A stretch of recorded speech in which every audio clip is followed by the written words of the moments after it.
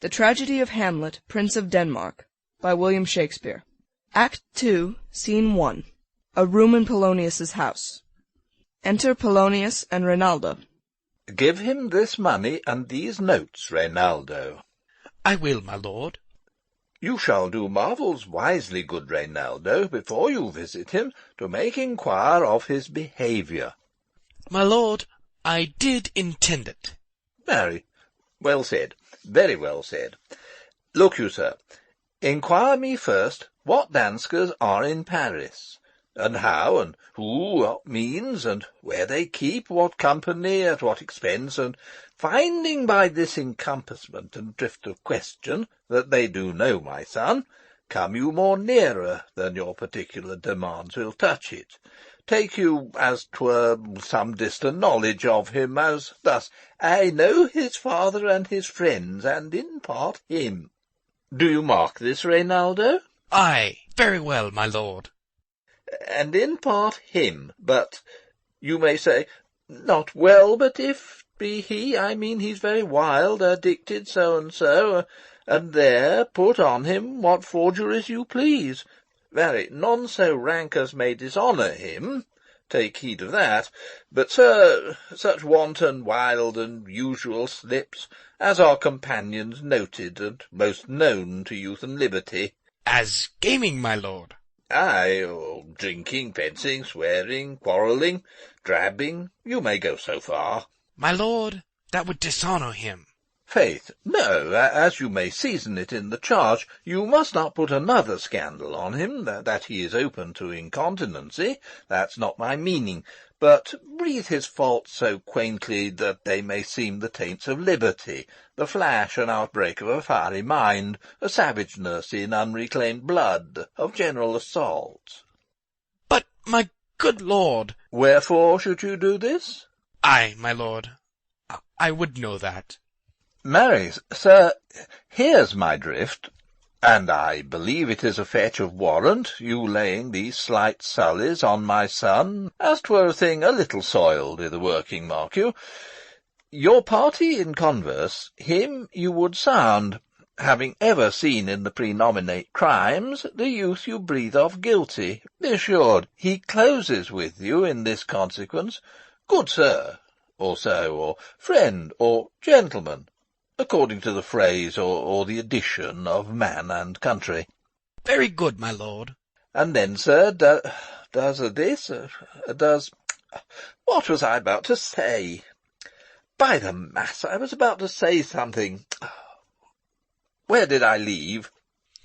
At closes in the consequence, at friend or so, and gentleman.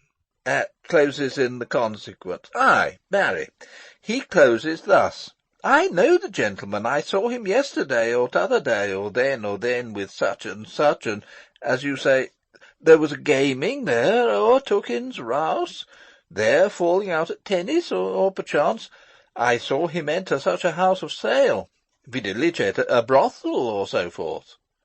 See you now, your bait of falsehood takes this carp of truth, and thus do we of wisdom and of reach, with windlasses and with assays of bias, by indirections, find directions out. So, by my former lecture and advice, shall you, my son. You have me, have you not? My lord, I have. God be with ye. Fare ye well. Good, my lord. Observe his inclination in yourself. I shall, my lord. And let him ply his music. Well, my lord. Farewell. Exit Reynaldo. Enter Ophelia. How now, Ophelia? What's the matter? Oh, my lord, I have been so affrighted.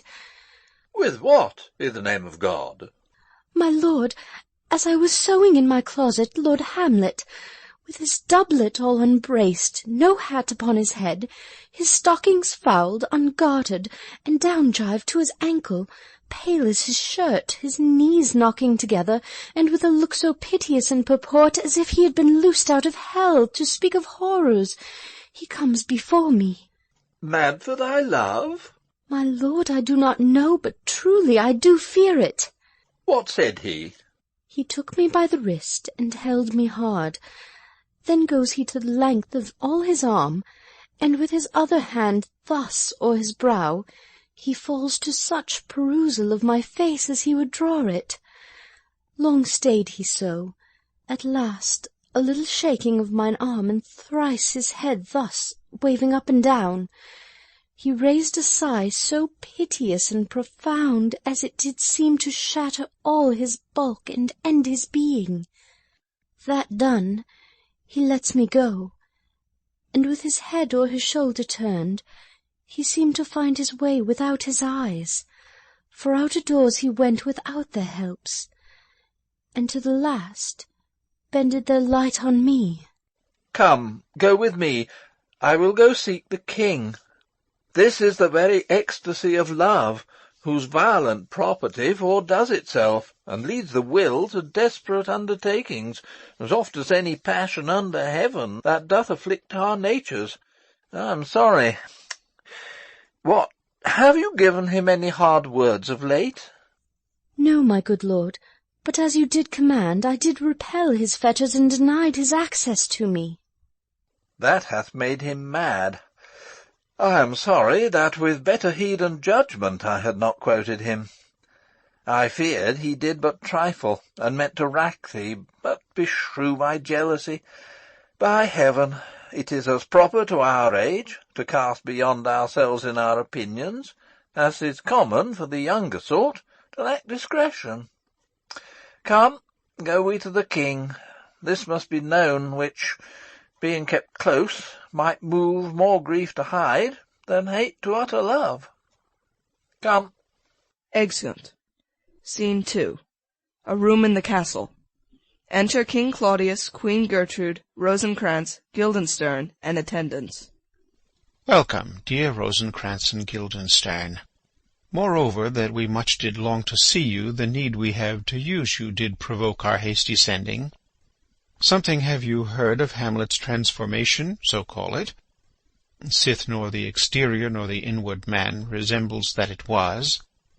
What it should be, more than his father's death, that thus hath put him so much from the understanding of himself, I cannot dream of. I entreat you both, that being of so young days brought up with him, and sith so neighboured to his youth and haviour, that you vouchsafe your rest here in our court some little time, so by your companies to draw him on to pleasures, and to gather, so much as from occasion you may glean, whether aught, to us unknown, afflicts him thus, that opened lies within our remedy. Good gentlemen, he hath much talked of you, and sure I am 2 men there are not living to whom he more adheres. If it will please you to show us so much gentry and goodwill as to expend your time with us a while, for the supply and profit of our hope, your visitation shall receive such thanks as befits a king's remembrance. Both your majesties might, by the sovereign power you have of us, put your dread pleasures more into command than to entreaty. We both obey, and here give up ourselves in the full bent to lay our service freely at your feet, to be commanded. Thanks, Rosencrantz, and gentle Guildenstern. Thanks, Guildenstern, and gentle Rosencrantz, and I beseech you instantly to visit my too much changed son. Go, some of you, and bring these gentlemen where Hamlet is. Heavens make our presence and our practices pleasant and helpful to him. Aye, amen. Exeunt Rosencrantz, Guildenstern, and some attendants. Enter Polonius. The ambassadors from Norway, my good lord, are joyfully returned. Thou still hast been the father of good news. Have I, my lord? Assure you, my good liege, I hold my duty as I hold my soul, both to my God and to my gracious king. And I do think, or else this brain of mine hunts not the trail of policy so sure as it hath used to do, that I have found the very cause of Hamlet's lunacy. Oh, speak of that. That do I long to hear. Give first admittance to the ambassadors. My news shall be the fruit to that great feast. Thyself do grace to them, and bring them in. Exit Polonius. He tells me, my dear Gertrude, he hath found the head and source of all your son's distemper. I doubt it is no other but the main, his father's death, and our o'er-hasty marriage. Well, we shall sift him. Re-enter Polonius, with Voltimand and Cornelius. Welcome, my good friends. Say, Voltimand, what from our brother Norway? Most fair return of greetings and desires. Upon our first, he sent out to suppress his nephew's levies, which to him appeared to be a preparation against the Pollock. But better looked into, he truly found it was against your highness, whereat grieved, that so his sickness, age, and impotence was falsely borne in hand, since out arrests on Fortinbras, which he, in brief, obeys, receives rebuke from Norway, and in fine makes vow before his uncle nevermore to give the essay of arms against your majesty, whereon old Norway, overcome with joy, gives him 3,000 crowns in annual fee, and his commission to employ these soldiers, so levied as before, against the Pollock, with an entreaty, herein further shown. Giving a paper. That it might please you to give quiet pass through your dominions for this enterprise, on such regards of safety and allowance as therein are set down. It likes us well, and at our more considered time well read. Answer and think upon this business. Meantime we thank you for your well-took labour. Go to your rest, at night we'll feast together. Most welcome home. Exeunt Voltimand and Cornelius. This business is well ended. My liege and madam to expostulate what majesty should be, what duty is, why day is day, night is night, and time is time, were nothing but to waste night, day, and time. Therefore, since brevity is the soul of wit, and tediousness the limbs and outward flourishes, I will be brief. Your noble son is mad. Mad call I it, for, to define true madness, what is't but to be nothing else but mad?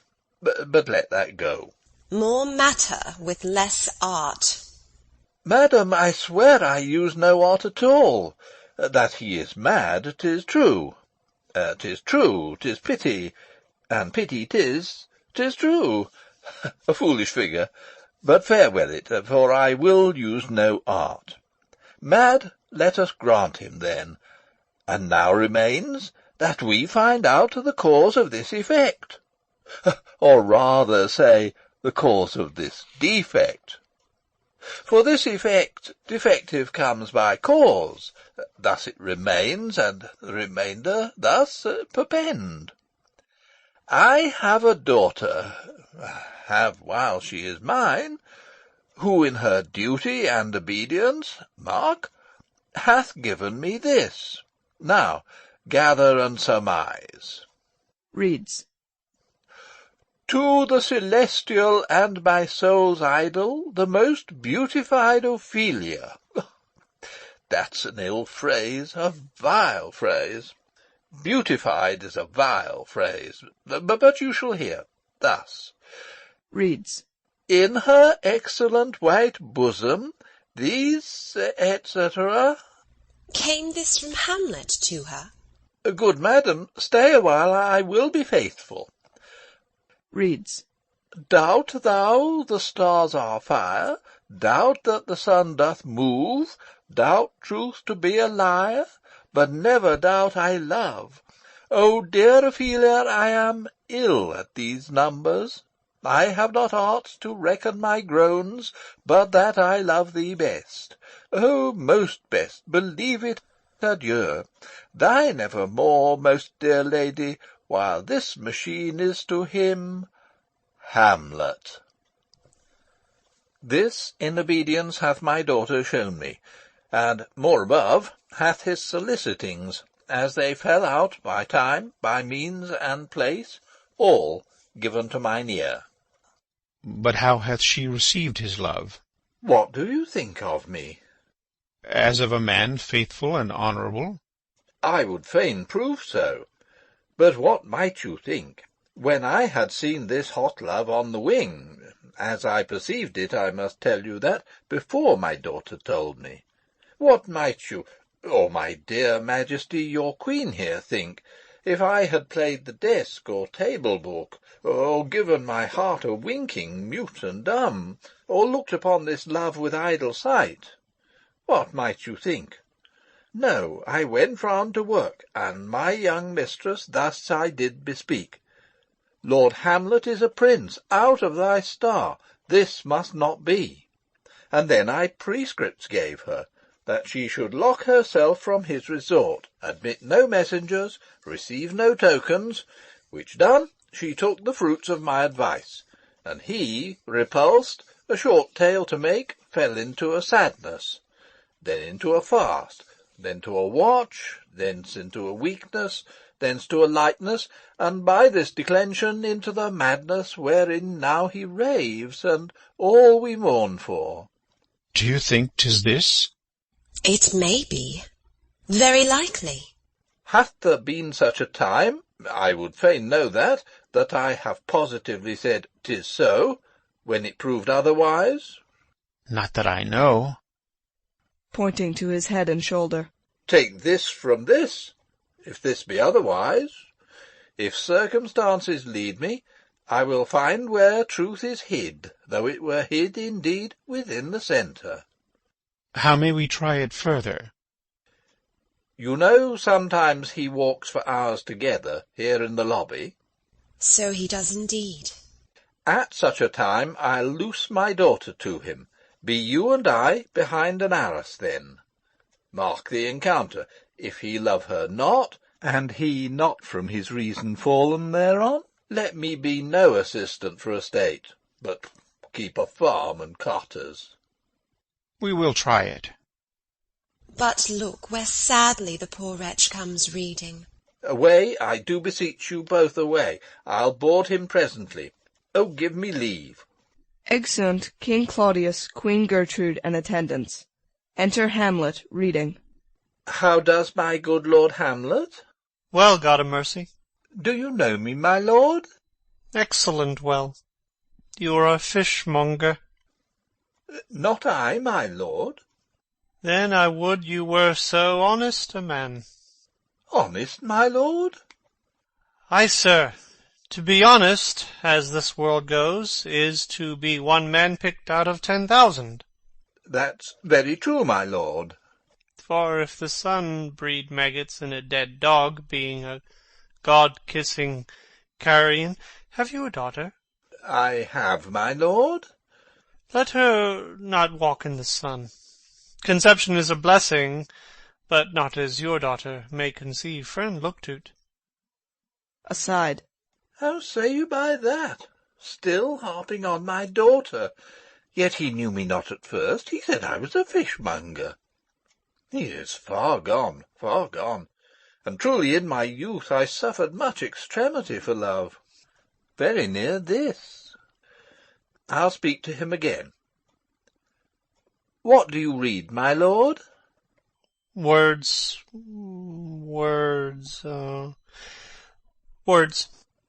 What is the matter, my lord?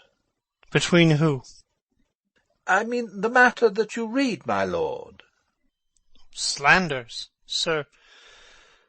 For the satirical rogue says here that old men have grey beards, that their faces are wrinkled, their eyes purging thick amber and plum-tree gum, and that they have a plentiful lack of wit, together with most weak hams, all which, sir, though I most powerfully and potently believe, yet I hold it not honesty to have it thus set down, for yourself, sir, should be as old as I am, if, like a crab, you could go backward. Though this be madness, yet there's a method in it. Will you walk out of the air, my lord? Into my grave.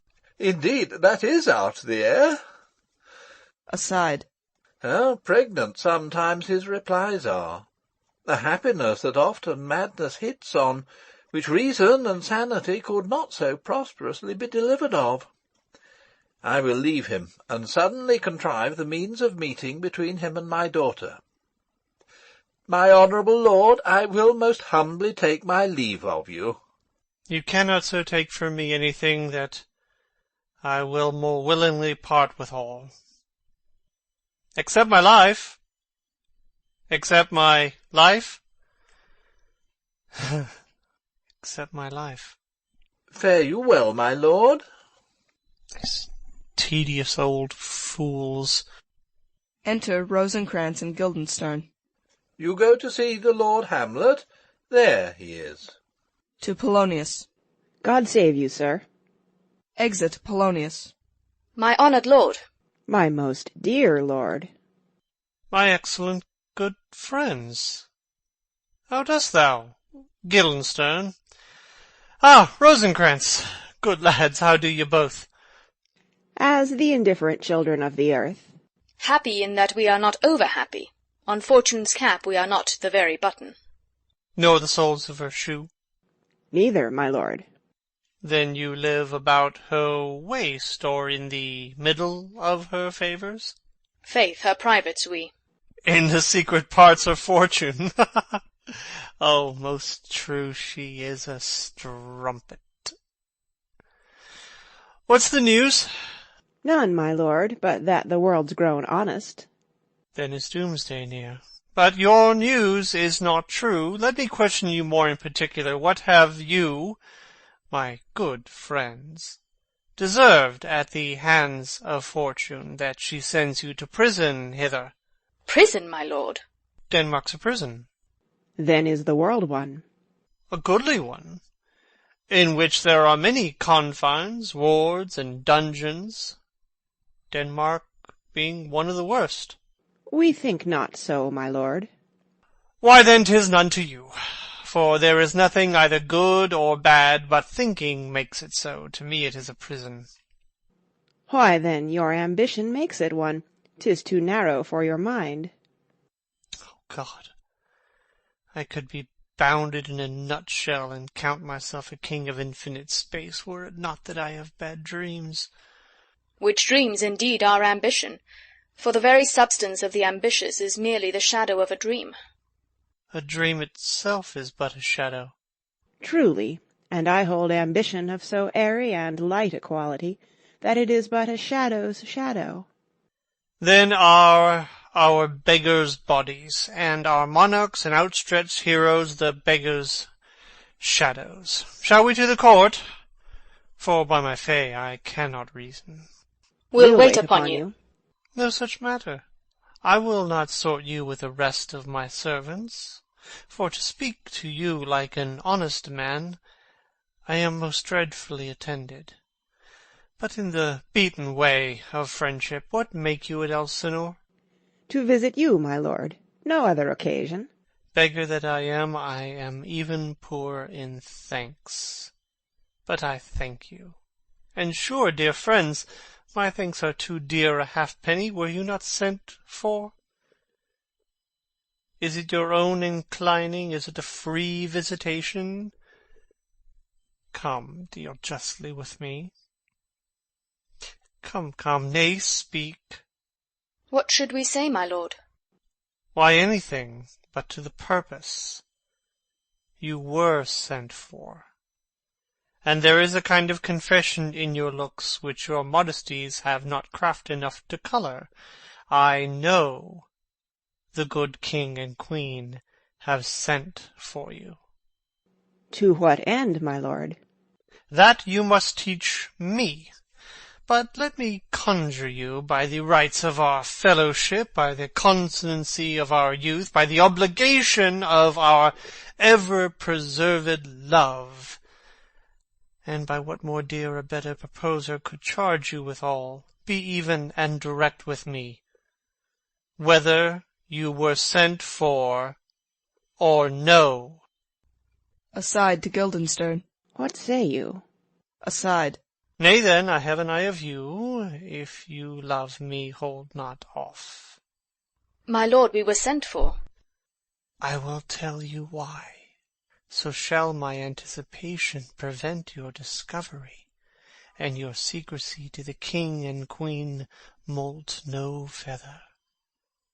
I have of late, but wherefore I know not, lost all my mirth, foregone all custom of exercises, and indeed it goes so heavily with my disposition that this goodly frame, the earth, seems to me a sterile promontory.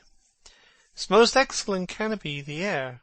Look you, this brave o'erhanging firmament, this majestical roof fretted with gold and fire, why, it appears no other thing to me than a foul and pestilent congregation of vapours.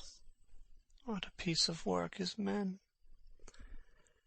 How noble in reason, how infinite in faculty and form and moving, how express and admirable in action, how like an angel. In apprehension, how like a god. The beauty of the world, the paragon of animals. And yet, to me, what is this quintessence of dust? Man delights not me. No, nor woman neither, though by your smiling you seem to say so. My lord, there was no such stuff in my thoughts. Why did you laugh, then, when I said, man delights not me? To think, my lord, if you delight not in man, what Lenten entertainment the players shall receive from you. We coted them on the way, and hither they are coming to offer you service. He that plays the king shall be welcome. His majesty shall have tribute of me. The adventurous knight shall use his foil and target, the lover shall not sigh gratis. The humorous man shall end his part in peace, the clown shall make those laugh whose lungs are tickled o'er the sere, and the lady shall say her mind freely, or the blank verse shall heart for it. What players are they? Even those you were wont to take delight in, the tragedians of the city. How chances it they travel? Their residence, both in reputation and profit, was better both ways. I think their inhibition comes by the means of the late innovation.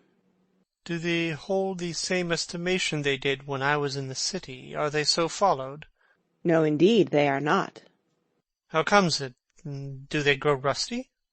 Nay, their endeavour keeps in the wonted pace, but there is, sir, an aery of children, little Iasses, that cry out on the top of question, and are most tyrannically clapped for't.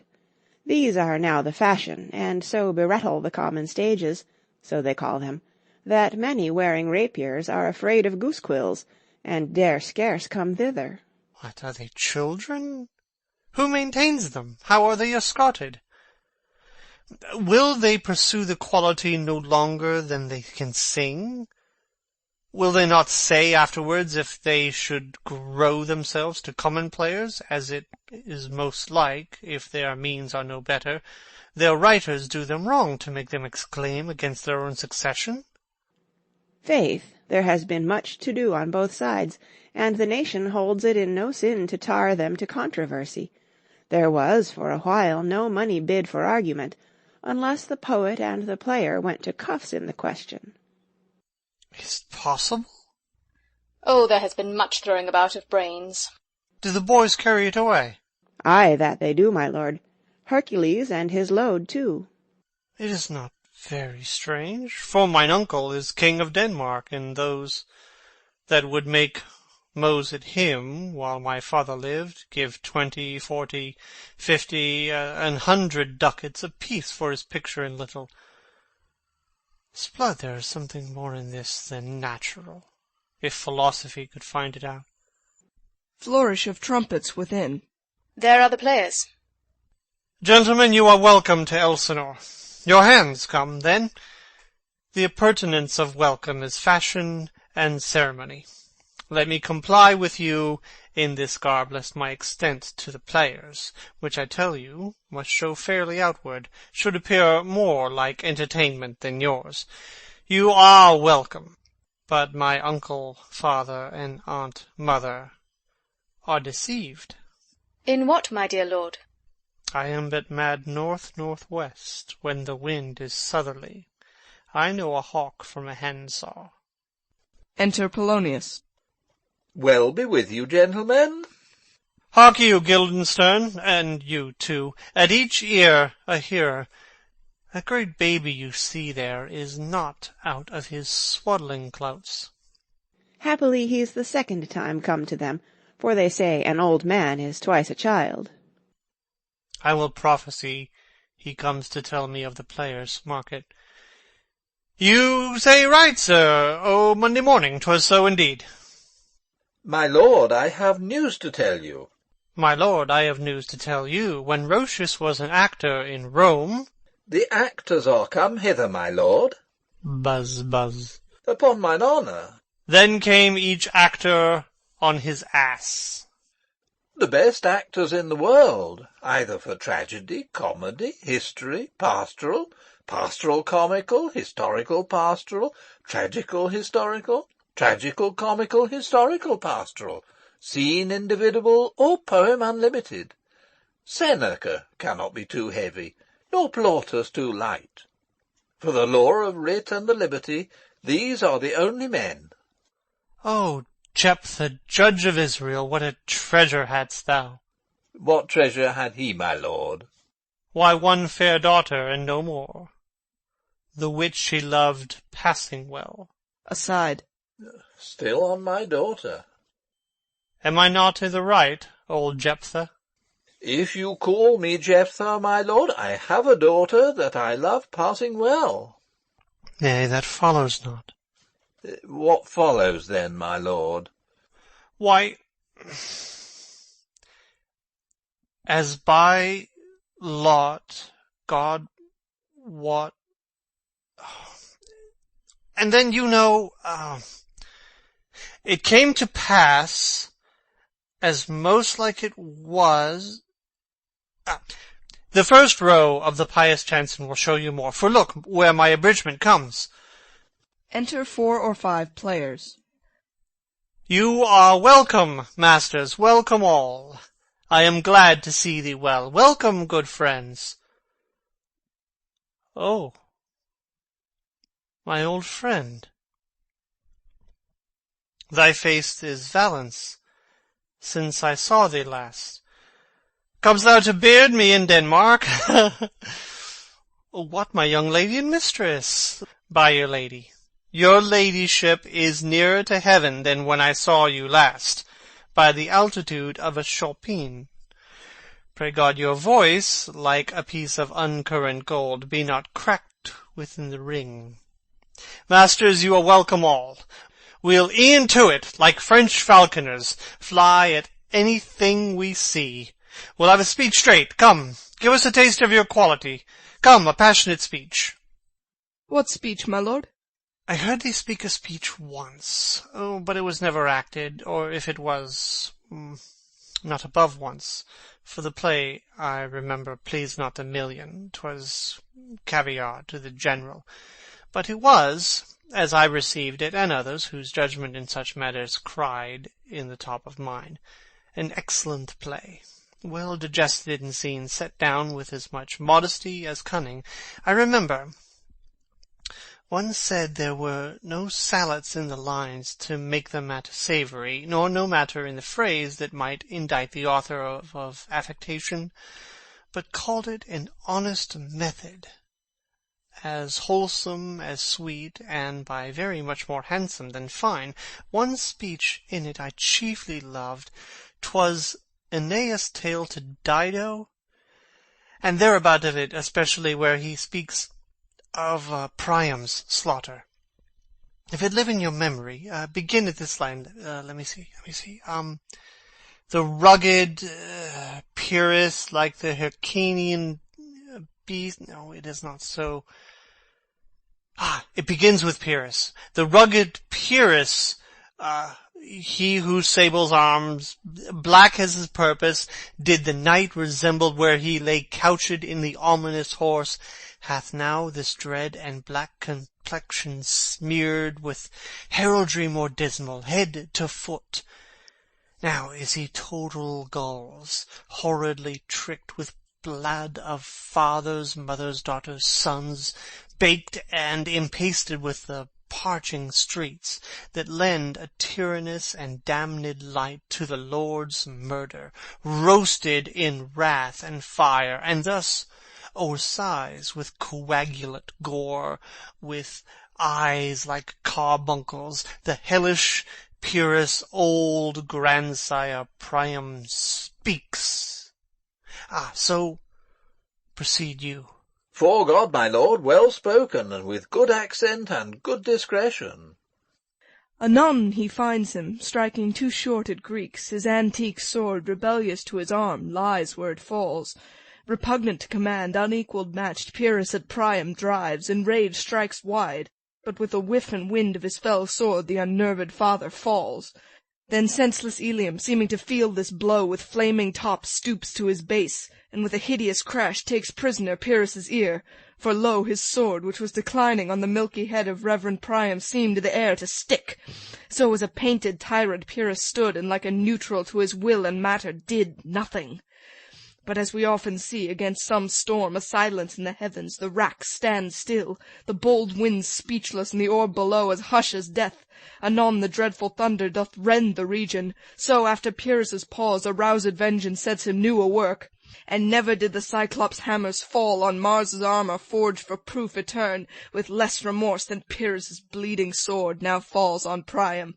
Out, out, thou strumpet Fortune! All you gods in general synod take away her power, break all the spokes and fellies from her wheel, and bowl the round nave down the hill of heaven as low as to the fiends. This is too long. It shall to the barbers with your beard. Prithee, say on. He's for a jig or a tale of bawdry, or he sleeps. Say on, come to Hecuba. But who, oh, who had seen the mobled queen? The mobled queen? That's good. Mobled queen is good. Run barefoot up and down, threatening the flames with bison rheum, a clout upon that head where late the diadem stood, and for a robe about her lank and all o'erteemed loins a blanket, in the alarm of fear caught up. Who this had seen, with tongue in venom steeped, 'gainst fortune's state would treason have pronounced. But if the gods themselves did see her then, when she saw Pyrrhus make malicious sport in mincing with his sword her husband's limbs, the instant burst of clamour that she made, unless things mortal moved them not at all, would have made milch the burning eyes of heaven, and passion in the gods. Look where he has not turned his colour, and has tears in his eyes. Prithee no more. 'Tis well. I'll have thee speak out the rest soon. Good my lord, will you see the players well bestowed? Do you hear? Let them be well used, for they are the abstract and brief chronicles of the time. After your death you were better have a bad epitaph than their ill report while you live. My lord, I will use them according to their desert. God's bodkins, man, much better. Use every man after his desert, and who should scape whipping. Use them after your own honour and dignity. The less they deserve, the more merit is in your bounty. Take them in. Come, sirs. Follow him. Friends, we'll hear a play tomorrow. Exit Polonius with all players but the first. Dost thou hear me, old friend? Can you play the murder of Gonzago? Ay, my lord. We'll hat tomorrow night. You could, for a need, study a speech of some 12 or 16 lines, which I would set down and insert int, could you not? Ay, my lord. Very well. Follow that lord, and look you, mock him not. Exit first player. My good friends, I'll leave you till night. You are welcome to Elsinore. Good, my lord. Ay, so God be with ye. Exeunt Rosencrantz and Guildenstern. Now I am alone. Oh, what a rogue and peasant slave am I! Is it not monstrous that this player here, but in a fiction, in a dream of passion, could force his soul so to his own conceit that from her working all his visage wand, tears in his eyes, distraction in his aspect, a broken voice, and his whole function suiting with forms to his conceit, and all for nothing, for Hecuba.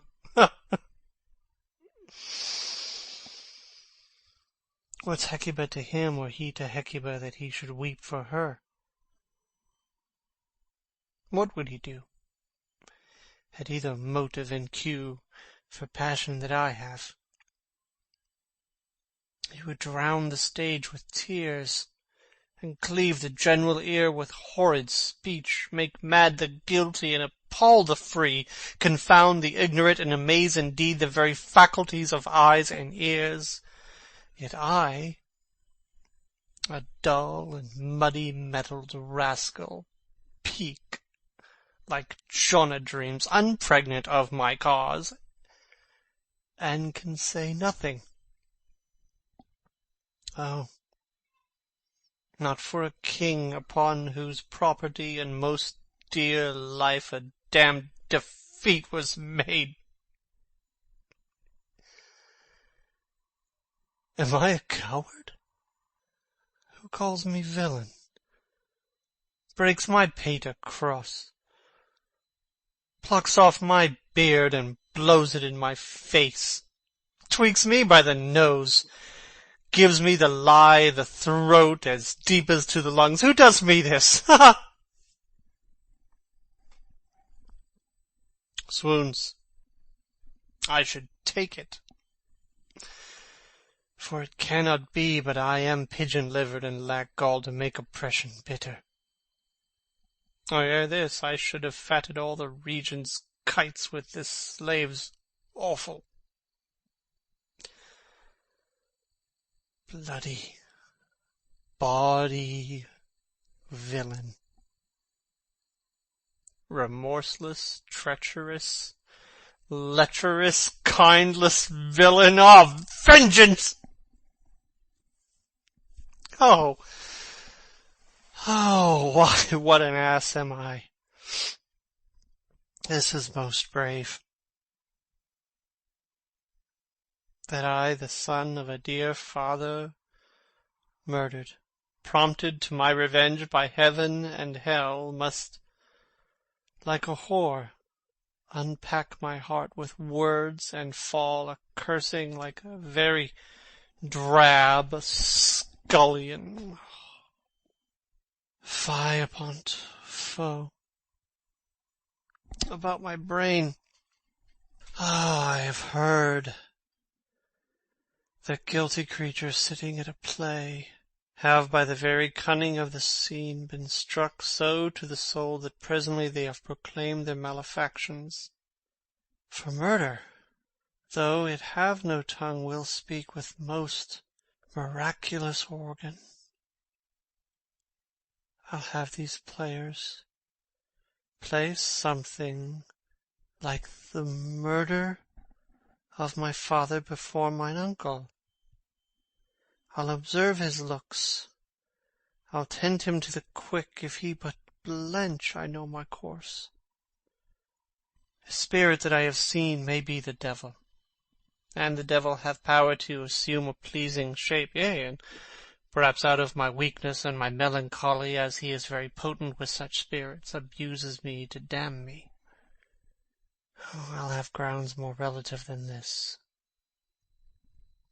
The play's the thing wherein I'll catch the conscience of the king. Exit. End of Act 2.